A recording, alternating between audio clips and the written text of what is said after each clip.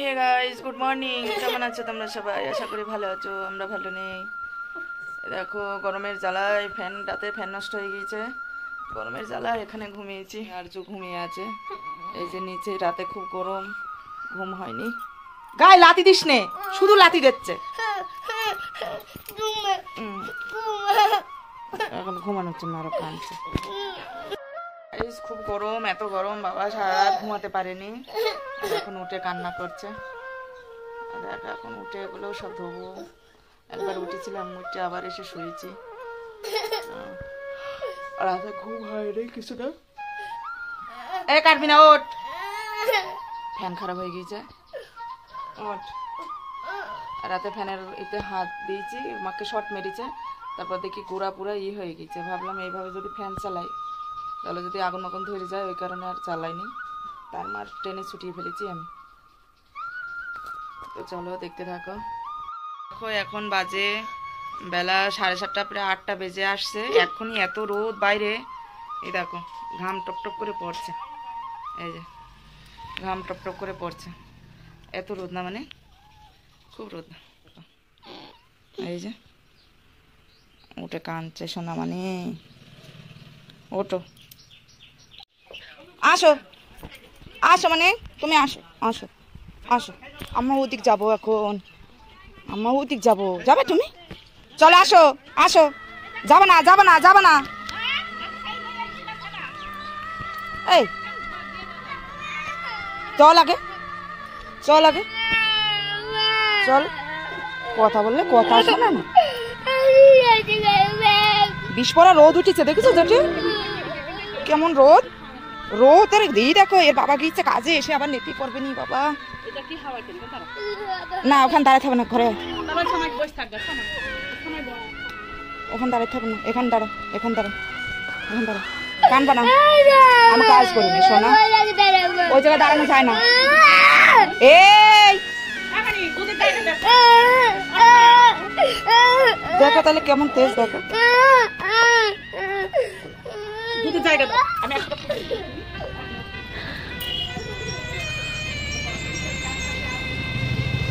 তো গাইস দেখো, এই যে সব থালা বাসন ছড়াবড়া হয়ে আছে, এগুলো এখন ধোবো। খুব গরম, গরমের জ্বালায় মরে গেলাম বাবা। দেখো, কাপড় চোপড় সব আলো ছিল, এগুলো কিছু গুছানো হয়নি। এই আবার সেই দৌড়ে দৌড়ি, আবার সেই দৌড়ে দৌড়ি, আবার সেই দৌড়ে দৌড়ি।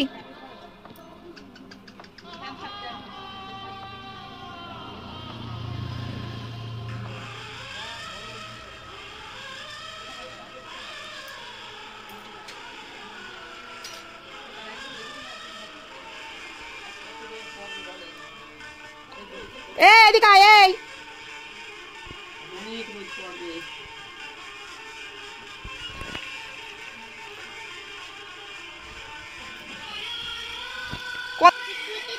হ্যাঁ।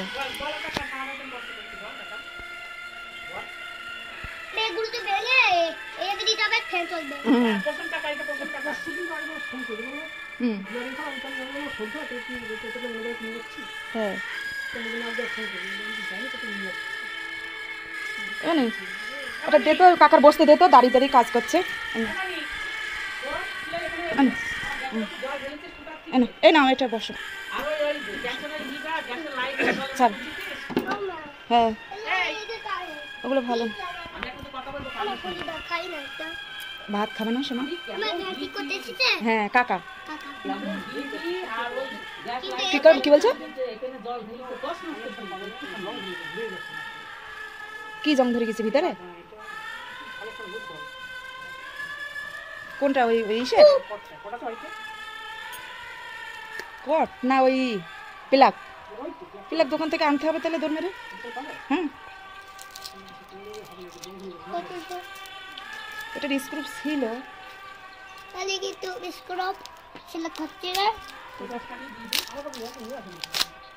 এখন আবার দোকানে যেতে হবে তাহলে। চল কেড়ে নিয়ে আসো। ওই যে ওইটা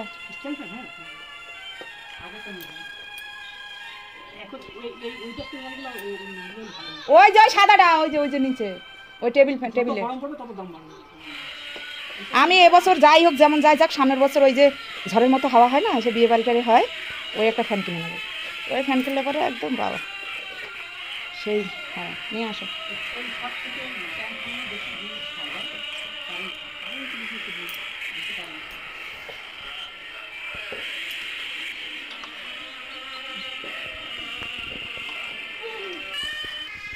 বাবা আসো আসো আসো, দেখো ফ্যানের স্ট্যান্ড নিয়ে আসছে কীভাবে। এই দেখো এই ফ্যান কত ভালো ছিল জানো, ব্যাঙ্গালোর থেকে দিল্লি গিয়েছে, আবার দিল্লি থেকে ব্যাঙ্গালোর এসেছে, আবার এখানে বাড়ি এসেছে, তাহলে কত টানা পোড়া হয়েছে ফ্যানটা, তাও কিছু হয়নি। এই আর বছর শুধু মোটরটা কি পুড়ে গিয়েছিল ভিতর। কালকে আমি ভাগ্য বলে আমার হাতটা পড়েছে, তাই যদি আমার ছেলের হাত পড়তো ওর ভিতরে ওই সাইডে নেই। হ্যাঁ দেখেছো, তোমার কাছে নেই তার? হ্যাঁ কট তো নিয়ে আসবো, এখনই যাবো অনেক চল তো। তো গাছ দেখো এই যে কি রোদ, সবজিওয়ালাটা এসে দাঁড়িয়ে আছে, ওখানে সবজি নিলাম রোদের জন্য, নিলাম হচ্ছে লেবু আর টমেটো চাটনি করার জন্য। আর এদিকে আরজু খালি পায়ে মানে কোথায় গেল দেখি খুঁজে আসি। তো চলো দেখা যাক। মানিক, মানিক রে, চটি কই? দাদু কাজ করছে, তুই কোথায় গিয়েছে?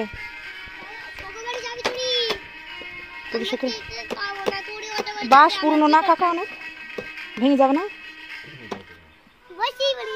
তোমারও বলেছে ওদিকে যাওয়ার কথা, ওদের বাড়ি এর দাদুর বলেছে। কোথায় যা, যার সাথে রিসারিসি করছিস তাকেই নিয়ে চলে যাবে, যার সাথে রিসারিসি বলছে আমার টুরি আমার কাকা নিয়ে চলে যাবো, এই জন্য বলে ছেলে বেলে।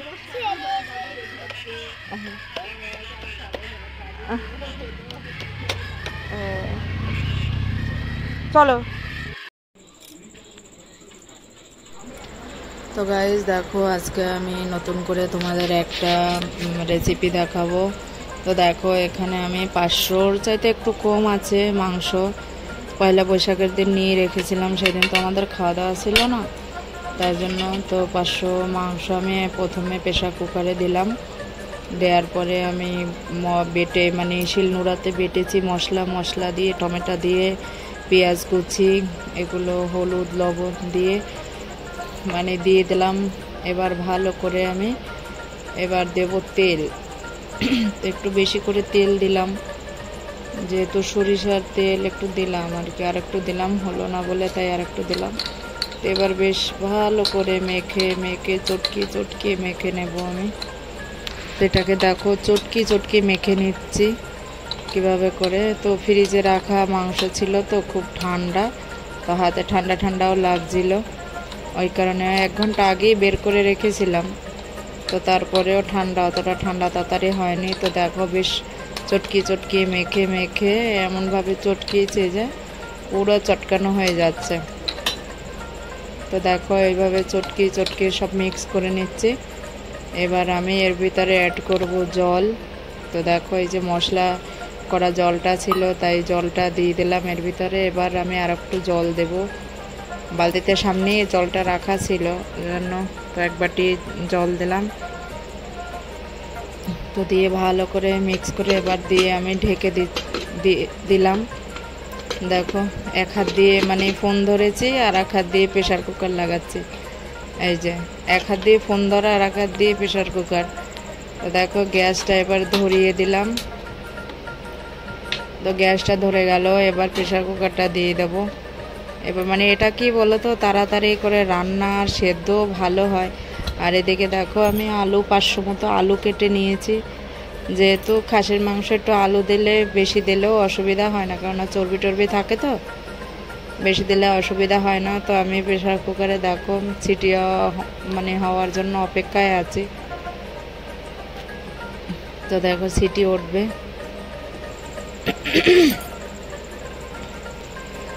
তো প্রেসার কুকারে আমি দিয়ে দিলাম। এবার সিটি আস্তে আস্তে উঠছে, দেখো পুরো সিটি উঠে গেল। এরকম করে আমি 6-7টা সিটি দিয়ে নেবো, যাতে তাড়াতাড়ি করে সেদ্ধ হয়ে যায়। ভালো করে সেদ্ধ না করলে পরে আমার ছেলে খেতে পারে না।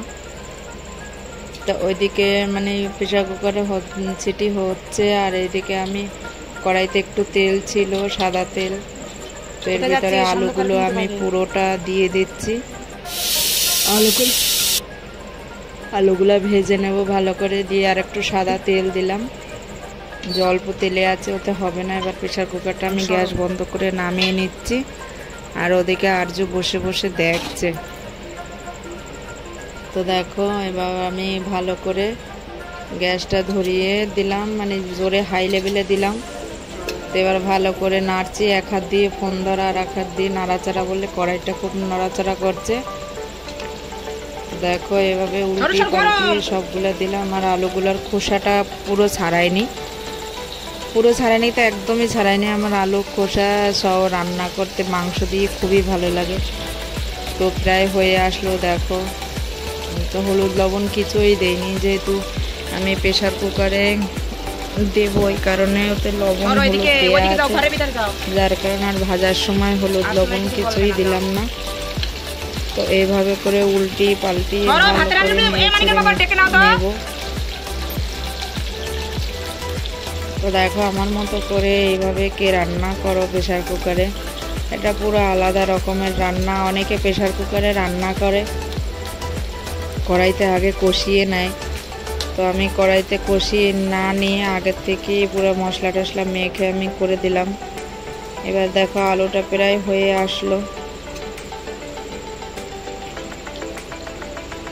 তো দেখো আলুটা প্রায় হয়ে আসলো। এবার এই যে একটু লাল লাল হয়েছে, হালকা এই যে লাল লাল হয়ে গেল।